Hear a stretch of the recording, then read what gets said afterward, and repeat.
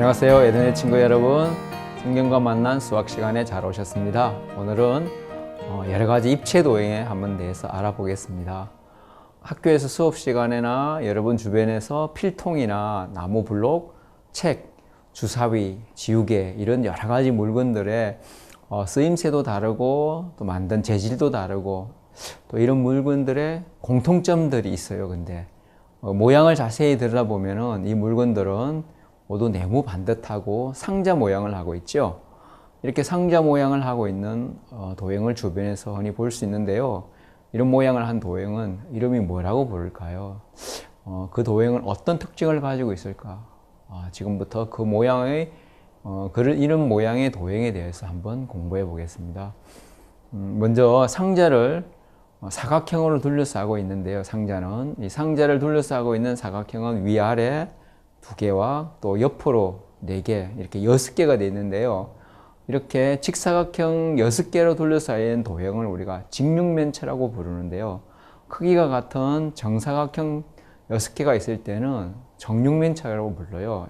이렇게 직육면체와 정육면체를 구성하는 각각의 요소를 보면은 직육면체나 정육면체를 둘러싸고 있는 직사각형 또 정사각형의 모양을 우리가 면이라고 불러요. 또 이 면과 면이 만나고 있는 선분을 모서리라고 부르죠. 또 모서리가 만나는 점, 이것을 꼭지점이라고 불러요. 근데 이때 모서리와 이 변을 간혹 혼돈할 때가 있는데요. 변은 보통 평면 도형에서 점과 점을 이은 선을 말하는 거죠. 선분을. 근데 모서리라는 것은 방금 우리가 입체 도형에서 직육면체나 정육면체와 같이 면과 면이 만나는 선분을 우리가 모서리라고 부르는 거예요. 그래서 모서리와 변은 서로 다른 거예요. 이 직육면체와 정육면체의 면이 6개고 모서리는 모두 12개고 꼭지점도 8개가 있는데요. 특별히 직육면체는 직사각형이 6개고 정육면체는 정사각형이 6개인 도형을 말하겠죠. 우리가 아까 전에도 봤지만 이 주사위가 우리 주변에도 참 많고 이 주사위를 가지고 게임 같은 것도 많이 하고 놀이를 많이 하는데 사실 이 주사위는 인류 역사적으로 이 정확하게 주사위가 사용된 시기는 잘 몰라요. 근데 이집트에서 BC 3400년 그리고 1150년 이때 상아나 동물의 뼈로 만드는 주사위가 발견됐어요. 그래서 이것을 그리스나 로마 이런 지중해 지방으로 이렇게 전파되어 전해주었다고 그래요. 그 당시에 이 주사위는 지금의 주사위처럼 정육면체 모양이 아니고 정사면체, 즉 4개의 면으로 된 그런 모양이 있는데요. 여기에 보니까 20면체의 주사기가 발견되었어요. 여기에 보면 그리스 알파벳으로 보이는 글자들을 새겨가지고 이것이 기원전 304년 이경에 제작된 것으로 학자들이 알게 됐는데요. 이런 형태의 주사위 중에서 가장 오래된 것이라고 해요. 이것이. 이 주사위가 유명한 이유는 사실 기원전 49년도에 로마의 집정관인 율리우스 카이사르라는 자가 그 당시에 이 카타라고 전쟁을 하고 로마로 떠나가 있다가 다시 로마에 자기가 집권을 잡기 위하여 로마로 들어오면서 했던 유명한 이야기가 주사위는 던져졌다 이렇게 선언하면서 루비콘 강을 건너서 로마로 진격하여서 로마에 와서 비로소 자기가 황제가 되는 이야기 때문에 이 주사위는 그 당시 참 이 말 때문에 참 유명하게 되었던 거예요. 자, 이게 이렇게 2개의 직선이 우리가 평행일 때 두 직선을 아무리 느려도 만나지 않죠. 이것을 우리가 평행이라고 한다면은 직육면체에서도 서로 마주보는 두 면이 평행일 때 이 두 면은 아무리 느려도 만나지 않겠죠. 이렇게 위아래 두 면은 서로 평행이고 이런 면을 밑면이라고 부르는데요. 직육면체에서 서로 평행인 면이 각각 2개고 또 2개씩 모두 3쌍이 되는데 이 직육면체에서 직각으로 만나는 이 두 면을 서로 수직이라고도 하며 밑면과 이 수직인 면을 우리가 옆면이라고 불러요. 이 옆면은 모두 4개가 되는데 직육면체와 정육면체를 이렇게 비교해 본다면은 면의 수는 같지만은 면의 모양이 직사각형이냐 정사각형이냐에 따라서 직육면체나 정육면체나 이렇게 부르겠죠. 그리고 나머지는 다 똑같죠. 모서리의 길이는 아무래도 정육면체는 12개가 모두 다 똑같겠죠. 이런 차이점이 있다는 것을 여러분 알아두면 좋겠습니다. 이렇게 입체 도형에서 우리가 평면관계를 여러 가지 나오는 여러 번 나오는데요. 성경에서도 우리가 평행관계가 되는 어떤 그런 성경 구절이 있는데, 특별히 다니엘서 2장, 7장, 8장에 예언이 나오는데, 이 예언들은 모두 일치하는 예언을 말해요. 다니엘서 2장의 신상에 보면은 네 금속이 나오는데요. 그리고 다니엘서 7장에는 네 짐승이 나오는데, 이 네 금속과 네 짐승은 바로 동일한 세계 제국인 곧 바벨론, 메데바사, 헬라, 로마 제국, 그리고 그 철과 진흙으로 되어 있는 발가락, 그리고 넷째 짐승인 열뿔은 모두 다 이 로마가 분열되어 나오는 열 나라를 말하는 거죠. 이 나라들은 재림 때까지 계속 존재할 것이다 라고 성경에는 기록되어 있어요. 특별히 다니엘서 8장에 이 작은 뿔도 이 동일한 위치에 나오는데요. 이것은 헬라 뒤에 이어 등장하고 또 초자연적 방법으로 멸망되거나 혹은 사람의 손으로 말미암지 않고 깨어진다라고 성경에는 예언되어 있어요. 이 구절들은 모두 성경의 예언적 평행 구절이라는 말을 써요. 이와 같이 계시록에서도 마찬가지예요. 계시록에도 끝부분에 보면은 천사는 자신을 뭐라고 표현했냐면, 너와 및 예수의 증거를 받은 너 형제와 같이 된 종이다 라고 자기를 소개했고, 또 너와 내 형제 선지자들과 함께 된 종이다 라고 자신의 신분을 밝혔는데요. 이렇게 계시록에서도 이 평행 구절은 예수의 증거를 가진 자들은 곧 선지자들이라는 것을 이렇게 분명하게 표현해 주는데요. 이것은 곧 예수의 증거는 대언의 영 또는 예언의 신, 이렇게 표현을 하는데, 우리가 절기에 있는 우리가 영감의 글을 우리가 예언의 신 또는 대언의 영이라고도 이렇게 표현할 수가 있는 거예요. 이렇게 천사의 진술을 통해서 예언적 평행 구절을 우리가 알 수가 있는 거예요. 또 여러분 이렇게 철로선에 보면은 이렇게 평행하는 철길이 있죠. 이 철길이 계속 가면은 만약에 서서히 벌어지면은 어떻게 될까요? 나중에는 정반대 방향으로 나가는 것처럼 말씀도 마찬가지예요. 적은 누룩이 온 땅 위에 퍼지느니라 라는 그런 말씀이 있는데, 아무리 하찮은 작은 오류라 하더라도 그 속에 모든 악의 씨앗이 들어있는 거예요. 그래서 누구든지 온 율법을 지키다가 그 하나에 그치면 모두 범한 자가 된다라고 야고보서에는 말씀하고 있어요. 이렇게 단 하나의 잘못된 그 원칙에 매달리면은 결국은 우리 모든 생애와 인격이 파괴되면서 잘못될 것이다 라고 얘기를 해요. 그래서 작은 여우들이 온 포도밭을 망친다 라고 전도서에도 그렇게 나와 있죠. 이렇게 진리에서 단 한 발자국이라도 옆으로 내딛는 것은 바로 오류의 길로 넓게 벌어지게 만든다 라고 영감에서는 경고하고 있는 거예요. 이렇기 때문에 우리가 하늘과 평행하여 가는 것이 아닌 가르친 이 모든 것들은 아무리 듣기 좋아도 복음으로 부르신 하나님으로부터 온 것이 아니라는 것을 알고 우리 모두가 조심해야 되겠죠?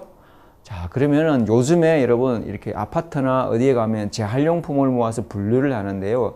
이 재활용품에는 음료수 캔도 있고 우유팩, 과일 상자, 플라스틱 그릇, 책, 종이 아주 다양하지요. 이것을 분류할 때는 캔은 캔대로, 플라스틱은 플라스틱대로, 우유팩은 우유팩대로, 상자끼리 이런 식으로 다 분류하고, 책이나 종이도 이렇게 함께 분류를 하는데요.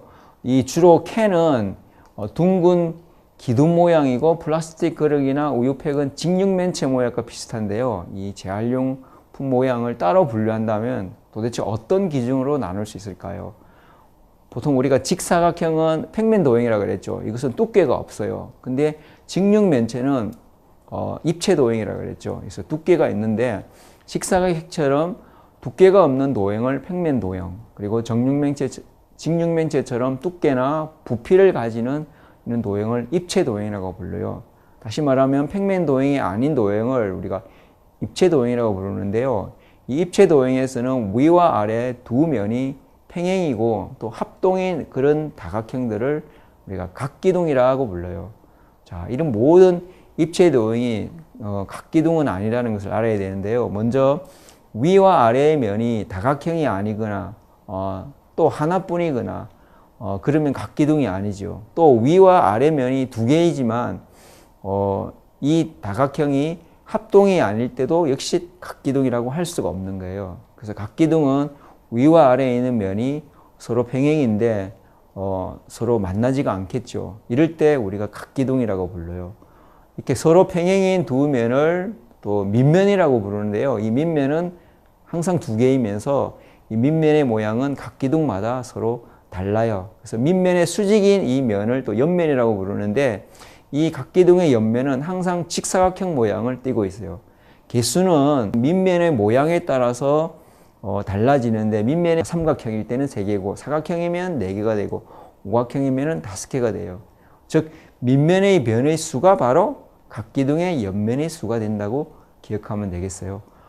각기둥에서 우리가 면과 면이 만나는 선분을 모서리라고 부르고 모서리와 모서리가 만나는 점은 꼭지점이라고 부르는데 이 밑면 위에 있는 밑면과 아래에 있는 이 밑면 이 두 밑면 사이를 그 거리를 높이라고 불러요.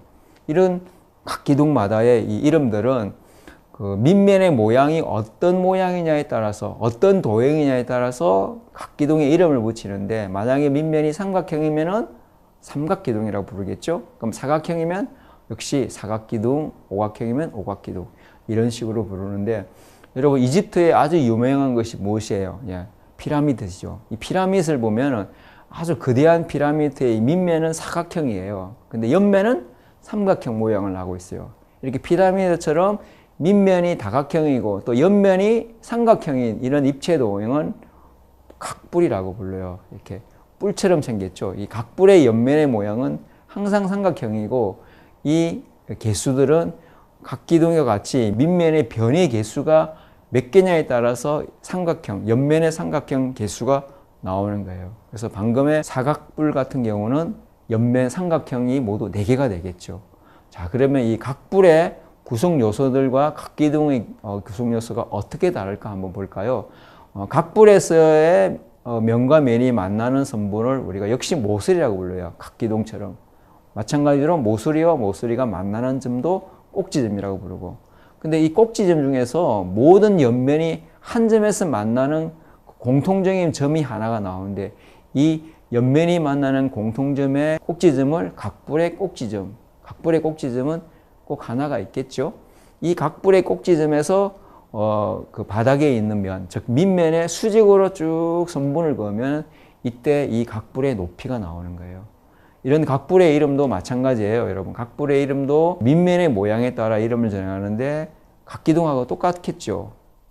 각기둥도 밑면의 모양에 따라 이름을 붙였듯이 그래서 밑면의 모양에 따라 삼각형이면 삼각뿔, 사각형이면 사각뿔, 오각형이면 오각뿔 이런 식으로 계속 붙여나가면 되겠죠. 자, 그러면 각기둥과 각뿔의 차이점을 한번 표를 보고 잠시 비교해 볼까요? 각기둥과 각뿔의 차이점은 밑면의 수가 서로 달라요. 각기둥은 2개, 위아래, 각뿔은 하나. 그리고 옆면의 모양은 항상 각기둥은 직사각형이고 각뿔은 삼각형. 그리고 면의 수는 밑면의 변의 수에다가 더하기 2를 하면 되고 각뿔은 더하기 1을 하면 되고 모서리의 수는 밑면의 변의 수에다가 곱하기 3을 하면 되고 각뿔은 곱하기 2를 하면 되고 꼭지점의 수는 밑면의 변의 수에다가 곱하기 2를 하면 되고 각뿔은 더하기 1을 하면은 바로바로 면의 수와 모서리 수와 꼭지점의 수를 구할 수가 있는 거예요. 자, 그 다음 각기둥도 아니고 각뿔도 아닌 어떤 도형들이 있는데요. 이렇게 각뿔도 아니고 각기둥이 아닌 그 도형 중에서 이 각뿔에서 그 밑면의 평행인 평면을 탁 위를 잘라버리면 도형이 생기는데 이런 것을 각뿔대라고 불러요. 이 각뿔대는 뾰족한 부분을 잘라낸 그 밑에 부분을 말하는데요. 각뿔대와 각기둥의 차이점은 각뿔대는 두 밑면의 크기가 다른 거예요. 각기둥은 옆면이 직사각형이면은 각뿔대는 옆면이 사다리꼴 모양이 되겠습니다. 그 다음 여러분 우리 주변에 물병이나 물컵, 깡통, 음료수 캔이나 이런 여러 가지들을 옆면으로 이렇게 굴려보면은 아주 잘 떼굴떼굴떼굴 잘 굴러가는데, 꽃갈 모자라든지 뭐 깔때기라든지 이런 아이스크림 콘 같은 거 있잖아요. 이런 것들은 구르지가 않고 제자리에서 뱅글뱅글 돌아가요. 이렇게 아이스크림 콘이나 그다음 이렇게 그 깔때기나 꽃갈 모자처럼 굴러가지 않고 이렇게 하는 이유가 뭘까요? 또 사각 기둥과 둥근 기둥 모양이 있는데 어떻게 다를까요? 둥근 기둥 모양처럼 갖고 있는 이 위아래의 면이 서로 평행이면서 원인 경우가 있죠. 이럴 때를 우리가 원기둥이라고 불러요. 이 원기둥도 각기둥처럼 위아래에 있는 면을 밑면이라고 똑같이 불러요. 단 밑면이 원이라는 거죠. 그리고 밑면은 두 개가 있고, 원기둥의 그 옆면은 이렇게 옆으로 둘러싸여 있는 곡면이기 때문에 두 밑면의 수직인 그 선분의 길이를 우리가 높이라고 그러는데, 즉 원기둥의 높이가 되겠죠. 이 원기둥은 각기둥과는 서로 다르게 모서리와 꼭지점은 없는 거예요. 원이 다각형이 아니기 때문에 꼭지점이나 모서리는 있을 수가 없어요. 그리고 이 원기둥은 보는 위치에 따라서 모양은 좀 달라요. 위에서 보면은, 또 아래에서 보면은 원 모양인데, 옆에서 딱 보면은 곡면이 아닌 평면으로 보이는데, 즉 직사각형 모양으로 이렇게 보이는 거예요. 이전에 고대에 여러분 신전이 참 많았는데요. 이 신전의 대부분은 원기둥 모양의 기둥이었어요. 두 밑면이 평행해서 위아래에 이렇게 균형을 잡아주기 때문에 이런 원기둥을 많이 세웠는데, 이런 원기둥이 많이 세운 신전은 참 아름답게 보이는데, 그 중에서 세계에서 가장 균형 잡힌 건축물로서는 도리스 양식인 파르테논 신전이라고 부르는데요. 실제 이것은 기둥 사이의 간격도 일정하지는 않고 가까이에서 보면은 기둥이 약간 안쪽으로 기울어져 있다고 그래요.